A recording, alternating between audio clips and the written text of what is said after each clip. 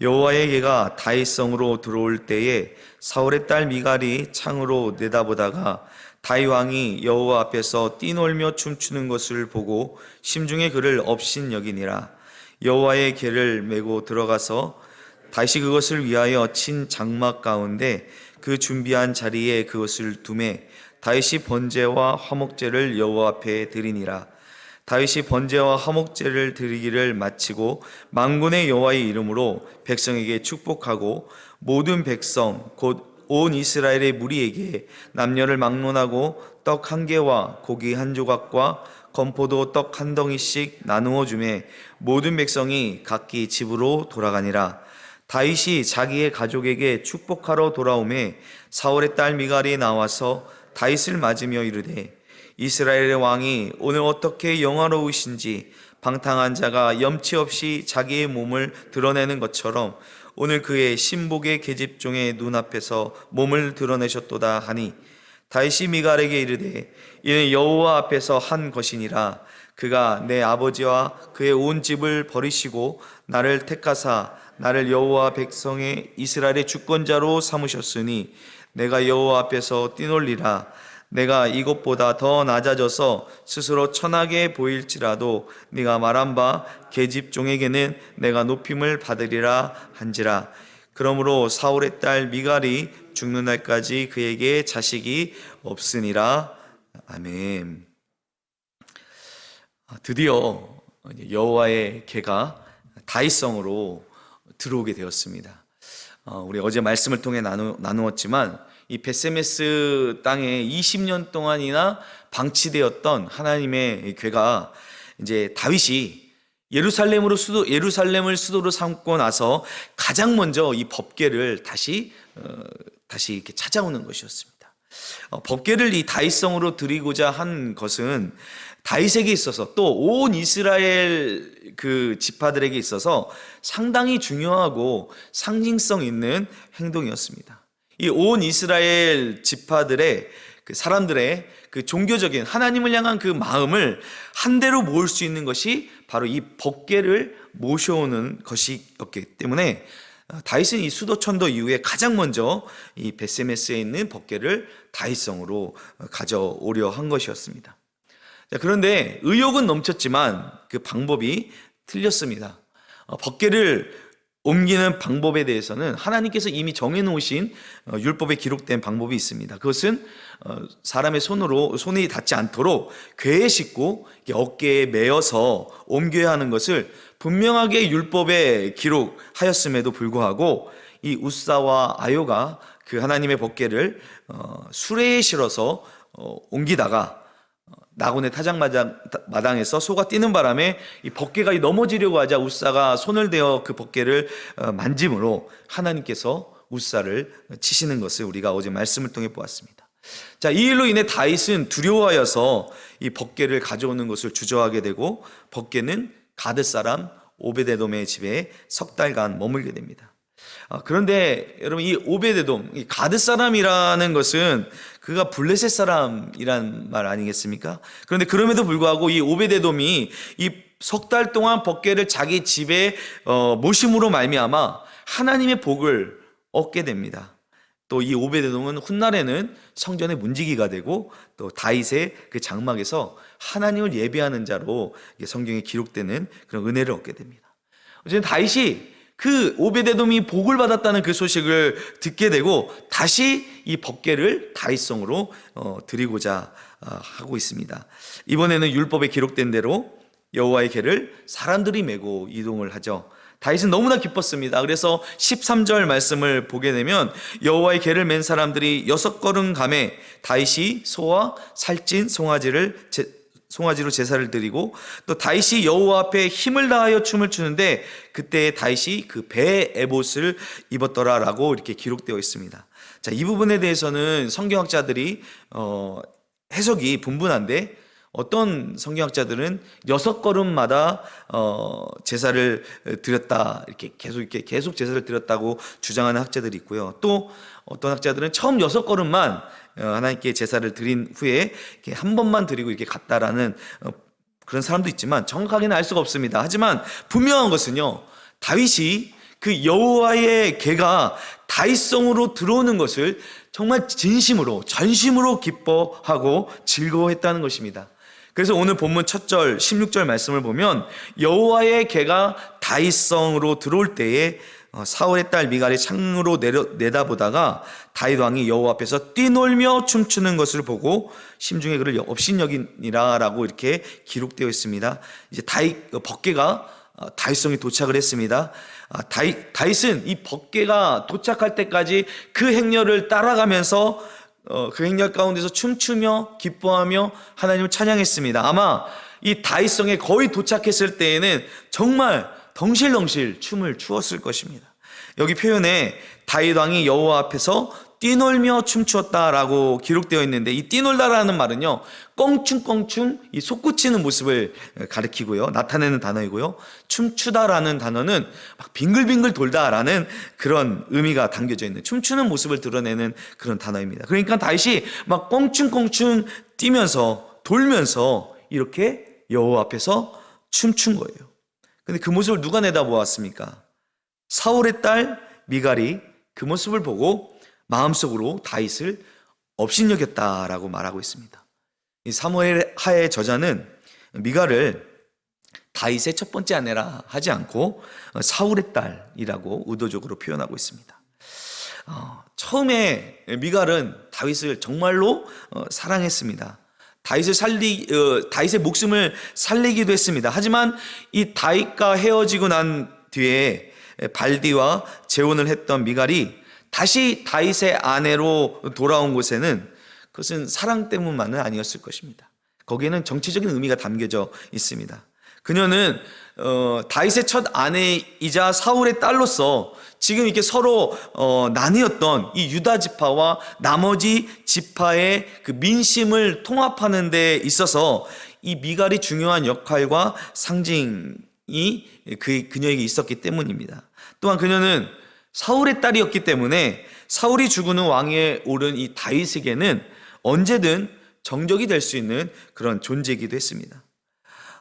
그래서 다윗은 항상 이게 주시했겠죠. 근데 지금 이 미갈의 마음을 보면요, 이 다윗을 진정으로 사랑하는 것처럼 보이지 않습니다. 그가 정말 하나님의 괴가 돌아오는 것을 기뻐하고 춤추는 그 다윗을 바라보면서 같은 마음으로 기뻐하는 것이 아니라 그의 모습을 보며 업신여기고 있다고 성경이 기록하고 있습니다. 이에 대해서는 이제 20절 말씀에서 계속 이어지고 있는데, 먼저 17절 말씀을 계속 이어서 본다면 이제 다시 법궤의 이송 현장을 보여주고 있습니다. 다윗은 이 미리 마련된 그 장막 속에 그 지정된 자리에 여호와의 궤를 안치시킵니다. 여러분, 그 다윗의 장막이라고 들어보셨습니까? 그 한 몇 년 전이라고 해야 되나요? 그 찬양단이라고 해야 되나요? 그렇게 하나님을 찬양하는 그러한 그 찬양단이라고 해야 되나요? 그 다윗의 장막이라는 찬양단이 있었습니다. 되게 유명한 앨범도 내고 상당히 유명했던 그런 찬양 그런 단이었는데, 이 다윗의 장막이 어디서 나온 것이냐? 바로 여기에 나오는 이 다윗이 여호와의 법궤를 안치한 이 장막을 가리켜서 다윗의 장막이라고 합니다. 여호와의 궤를 다윗이 준비해 놓은 그 장막에 모셔드리고, 다윗은 그곳에서 하나님 앞에 화목제와 번제를 드렸습니다.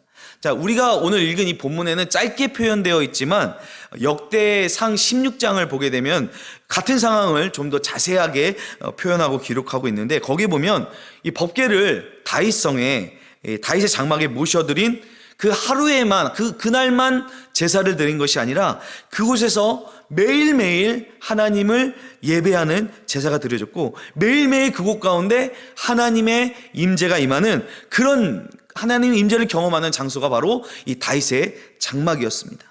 그래서였을까요? 아모스 9장 11절 말씀에 보면은 이런 말씀이 있습니다. 그날에 내가 다윗의 무너진 장막을 일으키고 그것들의 틈을 막으며 그 허물어진 것을 일으켜 옛적과 같이 세우고라고 말씀하고 있습니다.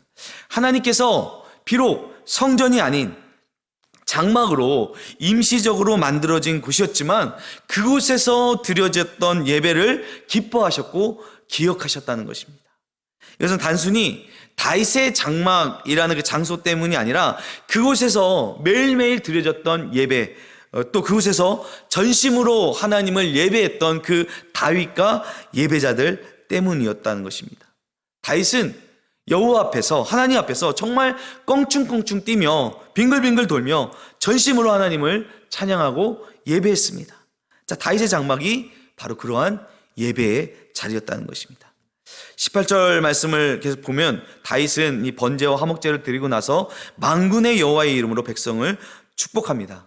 이 모든 백성을 남녀를 막론하고 떡 한 개와 고기 한 조각과 또 건포도 떡 한 덩이씩을 나누어 줍니다. 이 모습도 참 인상적인 모습 같습니다. 보통 이런 나라에 큰 행사가 있다면 당시 그런 고대의 왕들은 왕의 측근들, 지도자들, 그런 귀족들을 불러서 파티를 하며 그들에게 좋은 음식을 내는 것이 일반적일 텐데, 다윗은 여호와의 궤를 성 안에 들어온 것을 온 백성과 함께 기뻐하고 함께 음식을 나눕니다. 남녀노소를 막론하고 모두에게 음식을 나누어 줍니다. 어떻게 본다면 우리 화목 제사를 드리고 난 다음에 그 제물을 가지고 그 식구들과 친척들이 함께 식사를 하는 것처럼 온 이스라엘 공동체가 한 예배를, 하나님께 화목 제사를 드리고 한 식구와 같이 한 식사를 함께한 모습을 보여주고 있는 것입니다. 자, 그리고 나서 백성들은 집으로 다 돌아갔습니다. 다윗은 이제 자기 가족들을 축복하기 위해 집으로 돌아갑니다. 다윗은 정말 기쁘고 기분이 좋았을 것입니다. 그 마음을 담아 가족들에게도 마음껏 축복하고 싶었을 것입니다. 그런데 집에 돌아와 보니 가장 먼저 이 미갈이 다윗을 맞이하는데 다윗을 향하여 비꼬는 말을 합니다. 이스라엘 왕이 오늘 어떻게 영화로우신지 방탕한 자가 염치 없이 자기의 몸을 드러내는 것처럼 오늘 그 신복의 계집동의 눈앞에 몸을 드러내셨도다. 다윗이 얼마나 격정적으로 춤을 추었는지 그의 몸이 드러났나 봅니다. 그런데 미갈은 다윗이 왕으로서 채신머리 없이 행동한 것에 대하여 이 비꼬는 투로 말을 하는 것입니다. 그랬더니 다윗이 어떻게 대답을 합니까? 21절 말씀에 다윗이 미갈에게 이르되 이는 여호와 앞에 한 것이니라. 여러분, 우리가 오늘 이 본문 가운데 주시는 메시지를 거울 삼아서 곰곰이 우리의 모습을 비춰보아야 할 부분이 바로 이 부분입니다. 우리는 이 다윗과 이 미갈의 모습을 대조하여 볼 수 있습니다. 다윗은 하나님 앞에서 전심으로 하나님을 찬양하고 경배했습니다. 어쩌면 다윗은 사람들의 눈을 의식하지 않고 전심으로 하나님만 향하여 찬양했기 때문에 그가 바지가 벗겨졌는지 옷이 올라갔는지 그에게 그것보다 더 중요한 것은 하나님 앞에 전심으로 기뻐하고 찬양하고 예배했다는 것입니다. 그런데 그에 반해 이 미갈의 모습은 예배의 태도로 볼 때 어떠합니까? 그는 예배 가운데 관찰자였습니다. 다윗이 전심으로 찬양하는 모습을 보면서 왕이 채신 없이 저렇게 하면 안 되지 하고 평가하고 비판했습니다. 미갈은 사람들의 눈을 의식했습니다. 사람들 앞에 다윗의 모습이 어떻게 비춰질지만 생각을 했습니다. 그것도 다윗의 진정으로 생각해서 다윗을 위하여 그런 것이라도 볼 수 없는 것은 그랬다면 이렇게 비꼬는 말투를 하지 않았겠죠. 자, 여러분, 다윗은 하나님께 진정으로 예배하는 예배자였습니다. 미갈은 예배 가운데 사람들의 눈을 의식하는 구경꾼이었습니다. 과연 우리의 예배는 어떠한가요? 제가 이제 예배 중에 찬양을 인도하는데 저는 하나님만 보며 찬양하려고 하지만 가끔 이 찬양하는 회중들이 눈에 들어올 때가 있습니다. 하나님을 찬양하는 그 시간에 간혹 하나님을 찬양하지 않아 보이는 사람들이 보입니다. 물론 찬양의 곡조를 잘 몰라서 그럴 수도 있습니다만 혹여나 우리가 하나님을 찬양하고 하나님을 예배하는 그 순간에 예배의 구경꾼으로 앉아있지는 않은지 우리의 마음을 살펴보아야 할 것입니다. 또 그 반대로 전심으로 하나님을 찬양하는 분들이 있습니다. 특히나 산부 예배 때 나이가 지긋하신 성도님들이 정말 열정적으로 박수를 치고 찬양하시고 손을 들고 찬양하는 그 모습을 보게 되면 적어도 하나님께서 저 자리 가운데는 임하시고 임재하여 계시구나 하는 것을 느끼게 됩니다. 여러분, 찬양하고 예배할 때 우리가 누구 앞에 서 있는 것입니까? 하나님 앞에, 우리의 찬양과 예배를 받으시는 여호와 하나님 앞에 서 있는 것입니다. 다른 사람은 볼 필요가 없습니다. 우리의 시선이 하나님 아닌 사람들을 보는 순간 우리는 예배의 구경꾼이 되고 마는 것입니다. 다윗은 미갈의 말에 단호하게 이야기합니다. 이는 여호와 앞에 한 것이니라. 그러면서 하나님께서 사울의 집안을 버리시고 자신을 이스라엘의 여호와 하나님의 백성의 주권자로 삼으셨기에 내가 여호와 앞에서 뛰놀리라 라고 고백을 합니다. 또 자기가 이보다 더 낮아지고 이보다 더 천하게 보일지라도 나는 하나님 앞에서 하나님만을 온전히 찬양할 것이고, 그렇게 하나님을 온전히 찬양할 때에 계집종들도 모든 사람들이 그 마음을 알고 자신을 천하게 보는 것이 아니라, 욕하는 것이 아니라, 비꼬는 것이 아니라 자신을 높일 것이라고 이렇게 말을 합니다. 미갈의 비꼬는 말을 되돌려 준 것이죠. 오늘 이 일로 말미암아 사울의 딸 미갈은 죽는 날까지 그에게 자식이 없었다라면서 오늘 본문이 마무리되고 있습니다. 자식이 없다는 것은 하나님께서 미갈의 태를 막으신 것일 수도 있고, 또 다윗이 그에게 더 이상 들어가지 않았다라고도 볼 수 있습니다.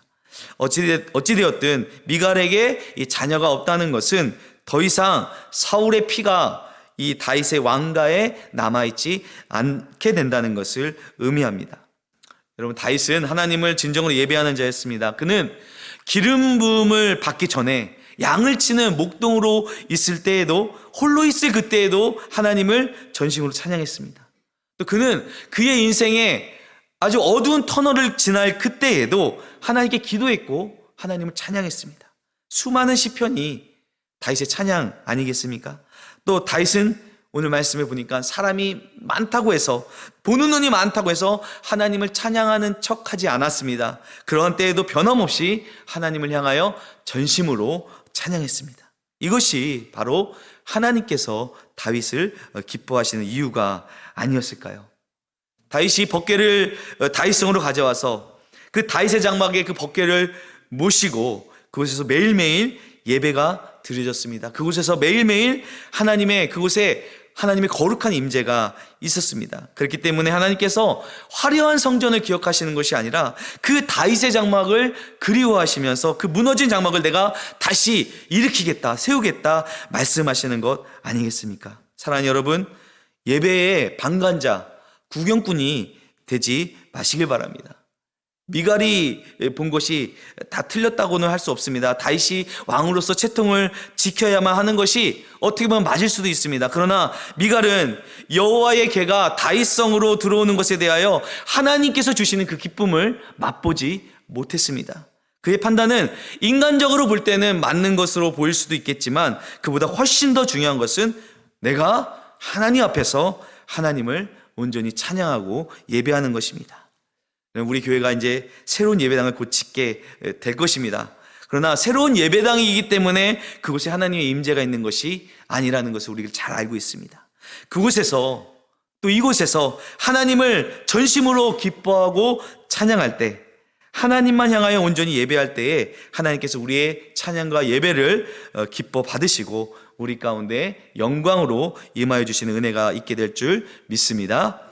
기도하시겠습니다. 하나님, 은혜를 감사드립니다. 오늘 법궤가 다윗성으로 들어오는 그 장면을 우리가 함께 보았습니다. 다윗은 하나님의 궤가 그 장막으로 들어오는 것을 너무나 기뻐하여 춤추며 껑충껑충 뛰며 돌면서 하나님을 전심으로 찬양했지만 미갈은 그 모습을 보며 하나님 예배의 방관자로, 구경꾼으로 다윗의 모습을 보며 비꼬는 그런 안타까운 모습을 우리가 말씀을 통해 보았습니다. 하나님, 오늘 이 말씀을 거울 삼아 우리의 예배의 모습을 점검할 때 하나님, 우리는 사람들의 눈을 보는 것이 아니라 온전히 하나님을 바라보고 온전히 하나님께 시선을 맞추어서 하나님을 진정으로 예배하는 그런 예배자가 되게 하여 주시옵소서. 또한 우리 영화교회가 정말 하나님께서 기뻐 받으시는 예배가 날마다 하나님 앞에 드려지는, 그리하여 하나님의 임재가 넘치는, 하나님의 영광이 넘치는 그러한 교회 되게 주님 이곳 가운데 임하여 주시고 우리의 예배를 받아 주시옵소서. 감사를 드리며 예수님의 이름으로 기도드립니다. 아멘. 하늘에 계신 우리 아버지, 아버지의 이름을 거룩하게 하시며 아버지의 나라가 오게 하시며 아버지의 뜻이 하늘에서와 같이 땅에서도 이루어지게 하소서.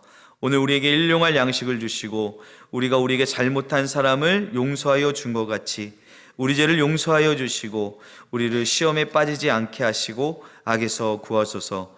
나라와 권능과 영광이 영원히 아버지의 것입니다. 아멘.